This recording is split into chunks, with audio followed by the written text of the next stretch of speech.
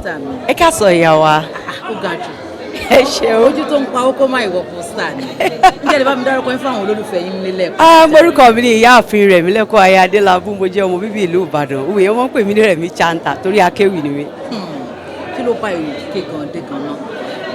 Ìwì kíké wà nínú nǹkan tá a máa fi ń wúyàn lórí bí téèyàn bá ń bínú ká fi rẹ̀yàn, ká fi múyàn wálẹ̀, ká fi gba nǹkan lọ́wọ́ èèyàn. Ó sì jẹ́ pé nǹkan tá a bá lọ́wọ́ àwọn baba ńlá baba which is ìṣe wa àti àṣà wa ni ìjẹ́. Lóòótọ́ Yorùbá wuyì ó wẹ̀yẹ. Bẹ́ẹ̀ni. Àmọ́ ọ̀pọ̀lọpọ̀ èèyàn nílé wọ́n ti gbàgbé àṣà wọn ti ṣàṣà. Èèyàn tó sọ lẹ́nu lọ́sàpò yà kọ́. Èmi ò ní fọwọ́ sí ìjúwe lé bàbá tóbi lọ́mọ Yorùbá ní mi Yorùbá níran bàbá mi. Èmi ní Ìbàdàn lé orí ọ̀lẹ́ ọmọ àjẹgbín yo ẹjẹ́ àná ní àṣà wa torí àṣẹ gìtà náà ní epogi torí nkẹ́ni ní nkẹ́ni tẹ́kí sáńtà tán o. Káre ìyá mi. Àmọ́ ọ̀pọ̀lọpọ̀ yẹn máa ń pé eléwì kíké iṣẹ́ kí léwu alágbe ni wọ́n jàre. Ọdún mẹ́rìndínlógún mi kàwé ìjọba mo kàwé ńlẹ̀ yìí mo kàwé lókè òkun àwòyé dọ́wọ́ dọ́là lọ́dọ̀ ọtí wa owó tí mò ń pa ń bi ewu iṣẹ́ ìjọba ò lè fún mi sátífíkẹ́ẹ̀tì mi gò lẹ́mìí ẹ̀ torí owó ń bẹ ń bi iṣẹ́ wa àwọn tó sọ dàgbé làwọn tó máa ń lọ fi tọrọ owó ń patí bọ̀ nǹkan táwọn olóyìnbó ń pè ní creativity àti packaging òun làwa fi ń ṣiṣẹ́ kẹ́tórí wa ẹ book appointment ni ẹ bá fẹ́ pè wá sóde ẹ máa san owó ká tó wà ní so owó táwa dẹ̀ máa gbà lọ́wọ́ yín gan ẹ̀yin kò ní treat wa bí alágbe because ẹ máa wò pé tọmọ yóò bá gun stage owó jóná nìyẹn ó gbọ́dọ̀ ṣiṣẹ́ owó ẹ̀.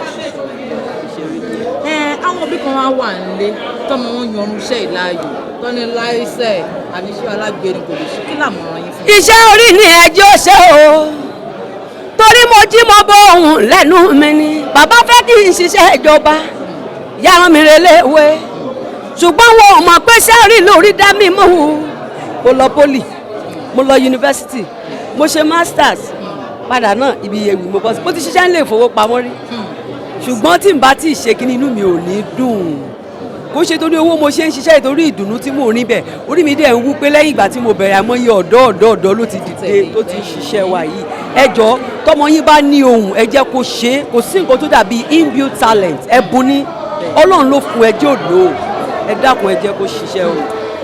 Àwa tó bí ọdún mélòó báyìí lẹ ti wà ní iṣẹ́ òkú? Ó ti lọ bí ọdún 11. Ọdún 11.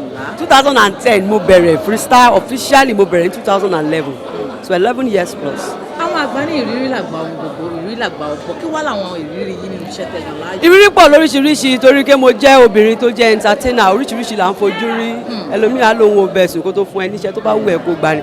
Táwọn nǹkan bá máa sọ̀rọ̀ mo wá ní mo ní ìgbéraga because mo ní policy ni mo mọ tí mo fẹ́ mo dẹ̀ mọ nǹkan tí mi ò fẹ́ so obìnrin tó bá ń ṣiṣẹ́ yìí tí ò bá ní faradà kò lè pẹ́ ní industry yìí tí ò bá ní faradà gan tí ò bá dẹ̀ dúró lórí pé nǹkan tí mo fẹ́ ṣe lélẹ̀ kò lè ní faradà ó gbọ́dọ̀ kó ara ẹ̀ níjànú ó wà very important ìrírí pọ̀ bọ́ a lè mọ̀ sí. sábà wá ní ká máa kà ní méjì ọjọ́ òun lọ́wọ́ ají tí a bá wọn pé ìyẹn ẹ̀mí náà alihamudulilayi Ọlọ́run mo dúpẹ́ ibi tó mú mi bọ̀ mo dúpẹ́ ibi tó mú mi dé mo tó dúpẹ́ ibi tí mò ń lọ ìtẹ̀ wá wọn pé Ọlọ́run ò mà ṣe mí náà ló kà kún báyìí kí ni àwọn òun lè tọ́ka sí.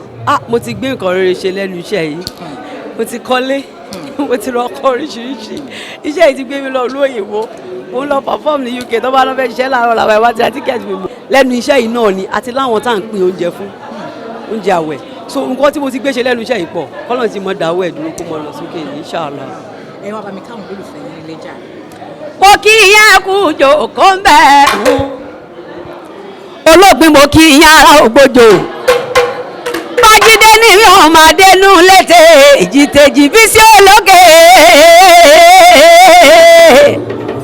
Bísí ológe ni ẹ máa wò torí wọ́n gbèsè àṣà bàbá tóbi wà lọ́mọ gani ẹ má máa jásà yọba jẹ́ o èrò ọ̀nà mo kì í yọ wọ́n wá bí torí kankan torí Bísí ológe Bísí ológe ni ẹ máa wò torí wọ́n kú ní ìṣe bàbá tóbi wà lọ́mọ wọ́n kú ní àṣà wa Bísí ológe ló ń gba àṣà lárugẹ ọmọ alákẹjọ bí rẹ gba òwòrò lọ́tà ọmọ sẹ́rí ọlọ́kọ̀ tó ní ìsẹ́rí oṣù àkẹsàn ọmọ gbẹ̀gẹ́ ayé ní Bísí o bàbá yìí gbẹ̀bí ewúrẹ́ tán wọ́n lọ gbẹ̀bí àgùntàn ọmọ káfọ́ pa wà káfá jẹ wá kó sí mo ní kájọ panu kádà jẹnu kí n wá fò gèdè gèdè ọwọ́ wa kọ́ délé ìṣẹ̀rí akẹ́sàn lẹ́mọ́ mo ní kí ti gbé o kí ti gbé o oṣù akẹ́sàn ní ìṣẹ̀rí o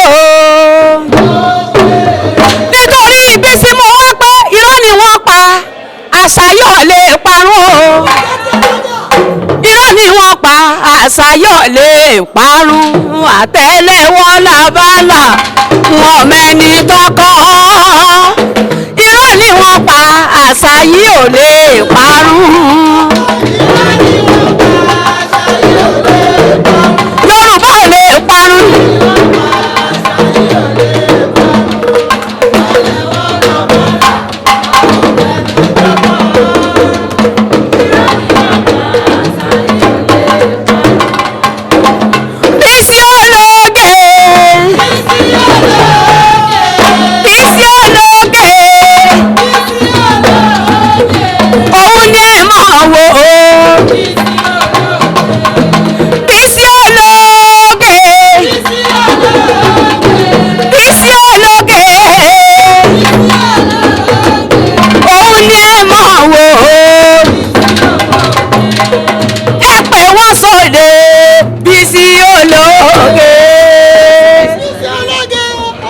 Thanks for watching this video. Please don't forget to click on subscribe button. Kindly comment and share. We drop new videos daily. Thank you. God bless.